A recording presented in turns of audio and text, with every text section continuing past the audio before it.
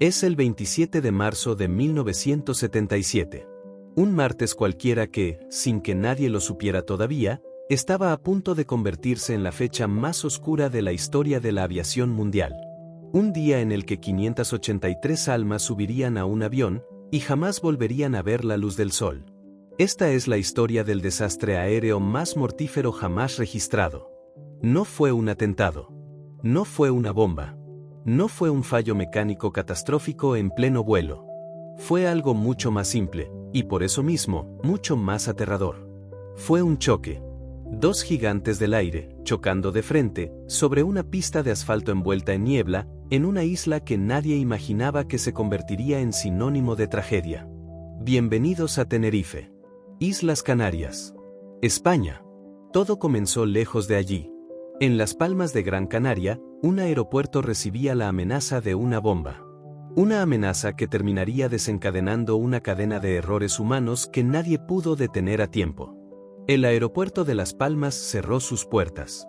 Y decenas de aviones, repletos de pasajeros que solo buscaban llegar a su destino, tuvieron que ser desviados hacia un aeropuerto pequeño, mal preparado, con una pista que jamás debió recibir tanto tráfico.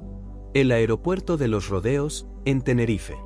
Entre esos aviones desviados había dos que marcarían la historia para siempre. Un Boeing 747 de la aerolínea holandesa KLM. Y otro Boeing 747 de la aerolínea estadounidense Pan Am. Dos aeronaves gigantescas. Dos símbolos del progreso de la aviación comercial. Y ambas, forzadas a esperar, apiladas junto a decenas de aviones más, en una pista diseñada para mucho menos tráfico del que ahora la sofocaba. Pero el destino no había terminado de tejer su trampa. Mientras las horas pasaban, una espesa niebla comenzó a cubrir la isla. Una niebla que reducía la visibilidad a apenas unos metros. Una niebla que convertiría cada movimiento en la pista en una apuesta a ciegas. El capitán del vuelo de KLM era un hombre respetado. Uno de los pilotos más experimentados de toda la aerolínea. Su rostro aparecía incluso en los folletos publicitarios de la compañía. Nadie, absolutamente nadie, hubiera imaginado que sería él quien protagonizara el error que costaría casi 600 vidas. Pero la presión del tiempo, combinada con la fatiga y una comunicación confusa entre la torre de control y las cabinas de ambos aviones, comenzó a formar la tormenta perfecta. El aeropuerto de Las Palmas finalmente reabrió. Y ahora, todos los aviones varados en Tenerife debían despegar de nuevo, uno tras otro, en una pista saturada donde la niebla impedía que los pilotos se vieran entre sí. El avión de KLM comenzó a rodar por la pista para prepararse para el despegue. El avión de Pan Am recibió instrucciones de circular por esa misma pista, para luego desviarse hacia una salida lateral y liberar el camino. Todo debía ser rutinario. Pero no lo fue. Porque en medio de la niebla, sin visibilidad, el Pan Am no logró identificar con claridad la salida que debía tomar. Y siguió avanzando, por la misma pista, por donde, en cuestión de segundos, el avión de KLM comenzaría su carrera de despegue. Dentro de la cabina de KLM, el capitán, quizás presionado por el tiempo, quizás confiado en su experiencia, entendió que tenía autorización para despegar. Pero esa autorización jamás fue completamente clara. Jamás fue del todo confirmada. Y aún así, aceleró.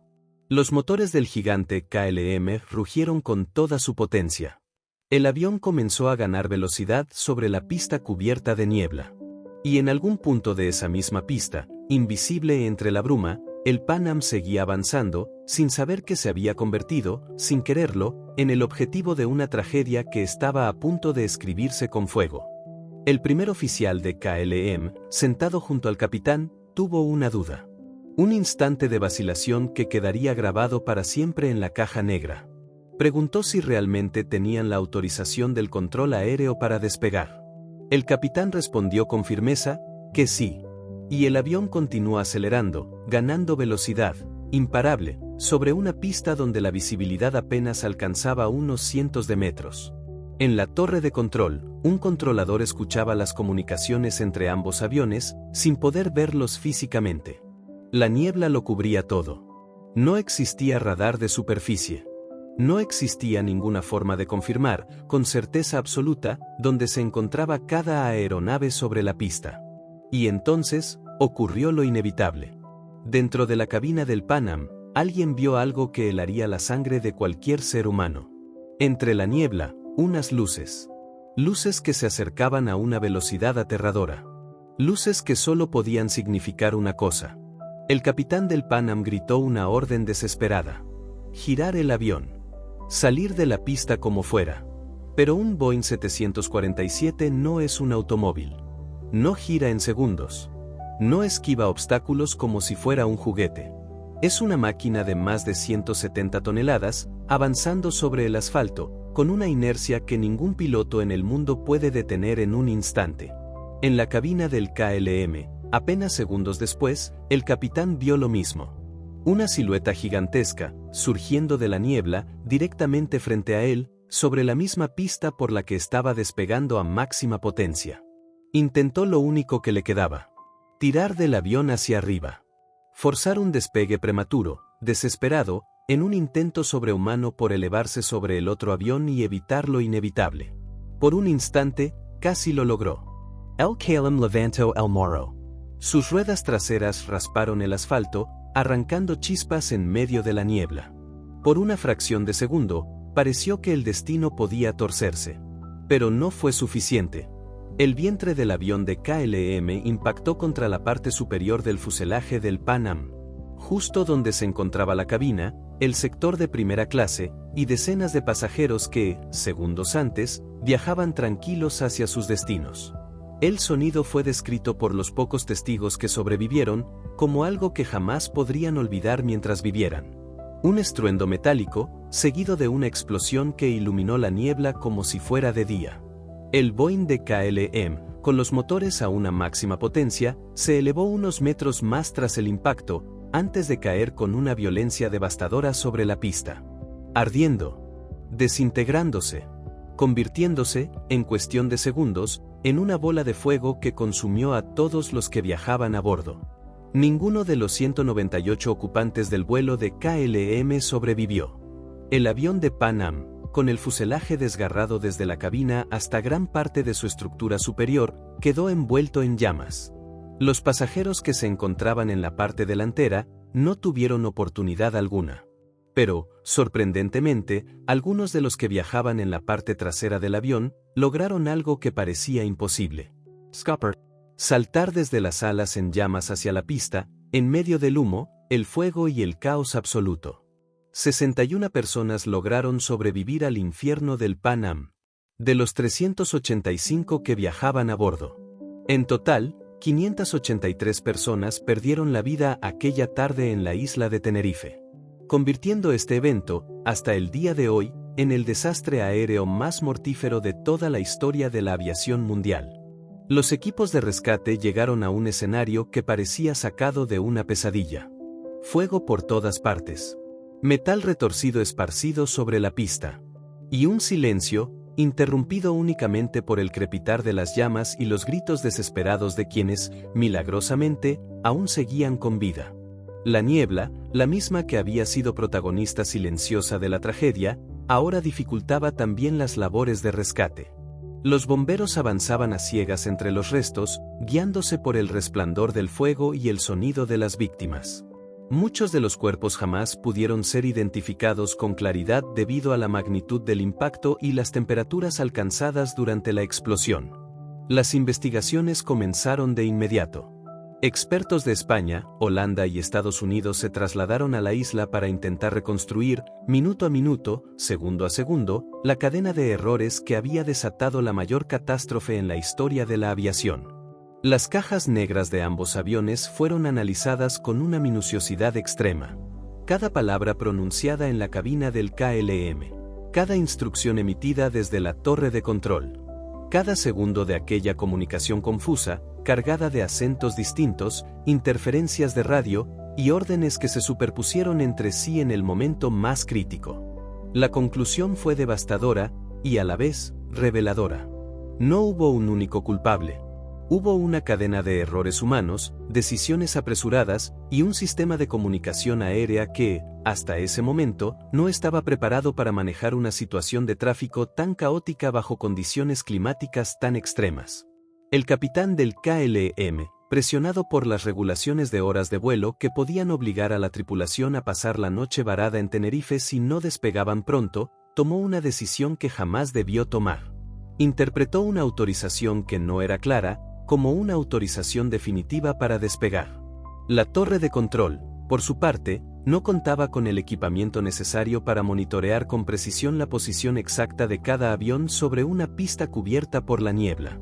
Y el avión de Pan Am, que debía haber abandonado la pista principal a tiempo, se encontraba todavía sobre ella, en el peor momento posible. 3 errores. 3 decisiones. 3 eslabones de una cadena que, de haberse roto en cualquier punto, habría evitado la muerte de 583 personas. Este desastre cambió para siempre la forma en la que se regula la aviación mundial. A partir de la tragedia de Tenerife, se establecieron nuevos protocolos de comunicación entre pilotos y controladores. Se prohibió el uso de la palabra despegue en instrucciones que no fueran una autorización final y definitiva, precisamente para evitar confusiones como la que había costado tantas vidas. Se implementaron además nuevos sistemas de vigilancia de superficie en los aeropuertos, capaces de rastrear con precisión la posición de cada aeronave, incluso en condiciones de visibilidad prácticamente nula. El inglés estandarizado, con fraseología estricta y sin margen para interpretaciones ambiguas, se convirtió en la norma obligatoria en las comunicaciones aeronáuticas de todo el planeta. Cada norma de seguridad que hoy protege a millones de pasajeros que abordan un avión, tiene su origen, en parte, en la tragedia ocurrida aquella tarde de niebla en Tenerife. Pero más allá de los protocolos, más allá de las regulaciones internacionales, más allá de los manuales de aviación que hoy estudian miles de pilotos alrededor del mundo, quedan las historias. Las historias humanas de aquellos que subieron a un avión pensando que sería un vuelo más, y jamás llegaron a su destino. Familias enteras que viajaban juntas, ilusionadas por unas vacaciones en las Islas Canarias, y que desaparecieron en cuestión de segundos entre el fuego y el metal retorcido. Tripulaciones completas, con años de experiencia, entrenadas para prevenir justamente ese tipo de tragedias, y que no pudieron hacer absolutamente nada para evitarla. De los sobrevivientes del vuelo de Pan Am, muchos cargarían por el resto de sus vidas las cicatrices, tanto físicas como emocionales, de haber escapado de un infierno del que la mayoría no logró salir con vida.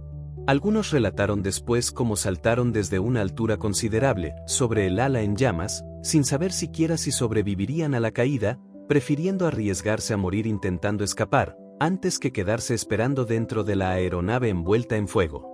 El capitán del vuelo de KLM, aquel hombre cuya imagen representaba la seguridad y el prestigio de toda una aerolínea, se convirtió, tras la tragedia, en el símbolo de cómo incluso los profesionales más experimentados pueden cometer un error fatal cuando la presión, el cansancio y la falta de comunicación clara se combinan en el peor momento posible.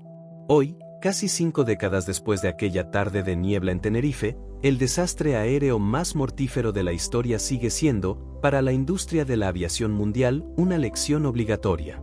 Un recordatorio constante de que, en el aire, no existe margen para la ambigüedad. No existe espacio para las suposiciones. Y no existe una segunda oportunidad cuando dos gigantes de acero, avanzando a máxima potencia, se encuentran de frente sobre la misma pista. Cada vez que un piloto recibe hoy una instrucción clara y precisa desde una torre de control, en cualquier aeropuerto del mundo, esa claridad tiene un origen. Nace de la tragedia. Nace del fuego. Nace de las 583 vidas que se perdieron aquella tarde, para que millones de personas pudieran, después, volar con la certeza de que un error como aquel jamás volvería a repetirse. Esta fue la historia del desastre aéreo más mortífero jamás registrado. Una historia de niebla, de presión, de errores humanos encadenados uno tras otro, y de un instante, apenas unos segundos, que cambiaron para siempre la manera en la que el mundo entero vuela. Tenerife, 27 de marzo de 1977. La fecha que la aviación mundial jamás podrá olvidar.